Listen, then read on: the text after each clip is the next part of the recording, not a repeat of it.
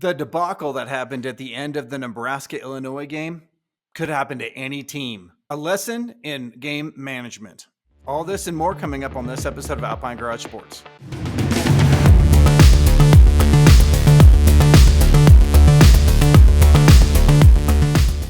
All right, guys. So we are getting ready for a big college football day today on Saturday. And last night we were blessed with a great game between Illinois, number 24 Illinois, number 2 Nebraska. And I don't have stock in either one of these teams. If anything, Nebraska to me, because I'm a Colorado homer, obviously. I don't like seeing them win, but on the other hand, I'm becoming a small little bit of a Matt Rule fan. So, this game really, I didn't really care. Illinois gave us a lot of problems in 1989 and 1990 for the University of Colorado, so I have a little disdain for them as well. So I guess it was even for me. But really what this comes down to for me is I'm a football fan first and foremost, and I love to see good play. And up to this point in this game, which was in the fourth quarter with 3 minutes and 9 seconds left, the Nebraska Cornhuskers pulled just a bonehead move as far as I'm concerned. And it's a lesson in kind of something that we're looking at with Colorado football this year, which is game management at the end of a game. And so I wanted to bring that to you guys and get your feedback on it. I'm going to give you my feedback on it as well. And I've got some game film here to show you. So first of all, let's set the stage. So it's a battle back and forth, back and forth. You get into the fourth quarter. Illinois scores a touchdown to tie it 24-24. Nebraska then has the ball and they're driving. With 8 minutes and 24 seconds, they get the ball to drive back to actually get they pick up a fumble from the Illinois quarterback, and they have to drive essentially 80 yards for a touchdown, which is perfect. 8 minutes and 24 seconds. Do you think to yourself in the new age of college football, especially with teams that like to pass it, that this could be a 2-possession game, maybe even a 3-possession game with 8 minutes left? But good teams are going to figure out how to drain 8 minutes and 24 seconds off the clock, or at least 7 minutes and 54 seconds off the clock, let's say. And in this particular case, Nebraska figured out a way to do it until the very end. So when we're talking about this drive, there was a mix of short passes, and good, strong running plays between the tackles, which kind of set this up. They had already drained 5 minutes and 15 seconds off the clock, which left 3 minutes and 9 seconds left on the clock, and they were on their 21-yard line. So let's pick this up from here, and I'm going to add this to the scene. And this is 3rd and 3 on the Nebraska 22, and it's going to be, looks like it's a 22 personnel formation right there, as you can see there. So there are, let me get over there with my thing. So there are 2 tight ends up here at the top, okay, and 2 running backs. So this is a 22 formation. Dylan Riola is underneath center, and this looks like a designed run play. You also have basically the box is completely stacked here, right? So to run the ball against this formation through the tackles is going to be very hard. I understand that. I get that. And I'm not saying that they necessarily should have run between the tackles, although they had the formation to do it. They could have also run off the right side with all this heavy on this side. But then again, they had heavy on this side as well. But when you look at how this play is designed after you get going, let's start putting this into action here. Dylan passes up the I-back or the fullback, and you can see the tight ends on the upper part of the screen there are fully engaged, right? It's a play action to the running back. And this is where I wanted to start slowing it down. Okay, so you only had 3 minutes and 7 seconds left on the clock, and you've already drained 5 minutes and 15 seconds. I think there's probably a better designed play than this to start with in order to get 3 yards. But let's just roll this. Look at the tight end up at the right in the middle of the screen, right here.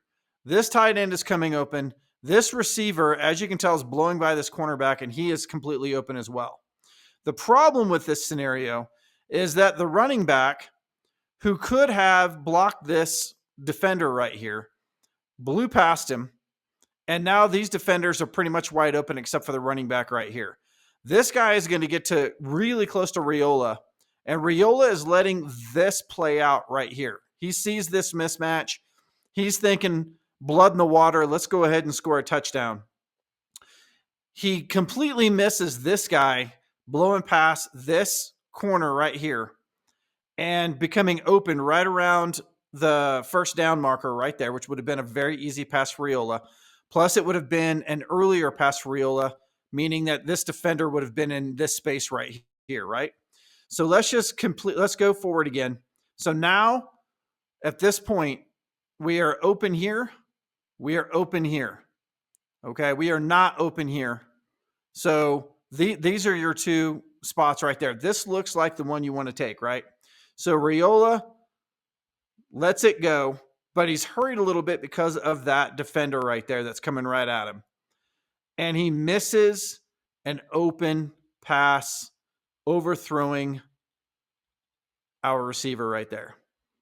Okay, so that in itself was not a very good throw from a freshman quarterback, but he was pressured by the defender. Now, this is where I wanted to talk about the game management part of this. We have been, as Nebraska, I'm going to say we as Nebraska has been running the ball very well in this game. And also, they have been running it very well in this series.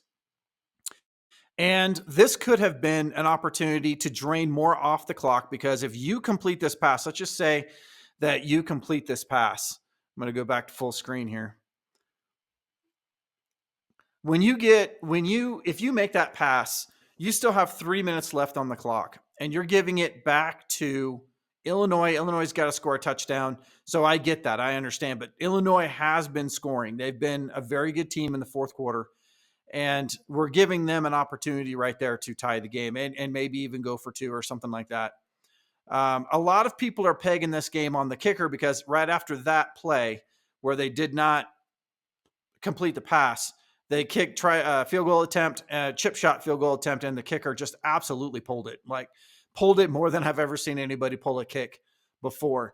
And so people are hanging that on him, right?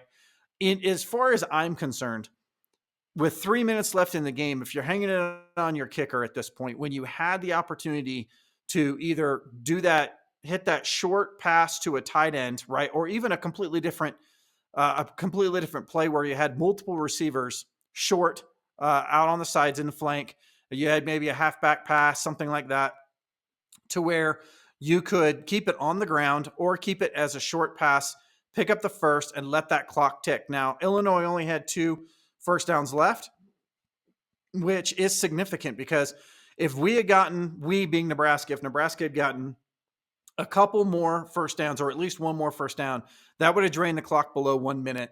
And then at that point, if they score a touchdown or they kick a field goal, then Illinois has a significantly less chance of putting points on the board at that point. So I just wanted to bring you guys this, because we're battling this at the University of Colorado, and I say we're battling it. It's not a battle, but this year there have been several opportunities where we've been talking about game management, and it seems like we're going to get way better at it. But even other teams, as you can see this year, I think are battling with that game management piece, and I think it cost Nebraska in this game. Please put your comments down below. Tell me what you think about this. Is this what caused Nebraska to lose that game?